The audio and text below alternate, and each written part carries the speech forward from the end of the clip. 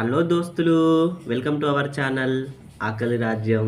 ఈరోజు ఆలుగడ్డ ఫ్రై ఎట్లా చేసుకుంటూ చూద్దాం. ఇగో ఆలుగడ్డ ఫ్రై కోసం ముందు పొయ్యి మీద ఒక ప్యాన్ పెట్టుకొని దాంట్లో ఒక 2 టేబుల్ స్పూన్ల వరకు నూనె పోసుకోవాలి. నూనె వేడైనాక ఫస్ట్ అలా మిరపకాయలు వేసుకోవాలి. ఇట్లా మిరపకాయలు ఎర్రగైనాక ఉల్లిగడ్డలు వేసుకోవాలి. వేసి మంచిగా కలుపుకోవాలి.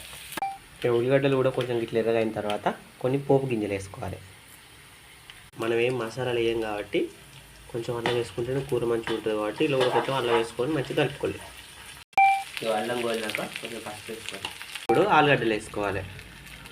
అయితే ఈ ఆలుగడ్డలు ఫస్టే కడిగి దాని పైన ఉన్న పొట్టు మొత్తం తీసేసి చిన్న చిన్న ముక్కలు కట్ చేసుకొని వేసుకోండి. ఫ్రై కాబట్టి చిన్న చిన్న ముక్కలు కట్ చేసుకోండి. ఇగో ఒక 2 నిమిషాలు మంచిగా కలుపుకోవాలి. కలుపుకొని ఒక మూత పెట్టుకోవాలి. ఇగో ఒక 3 నిమిషాలకు మూత తీస్తే ఇట్లా మంచిగా మగ్గినట్టు అవుతాయి. ఇప్పుడు ఇందులో చిన్న ముక్కలుగా కట్ చేసుకున్న 2 టమాటాలను వేసుకోవాలి.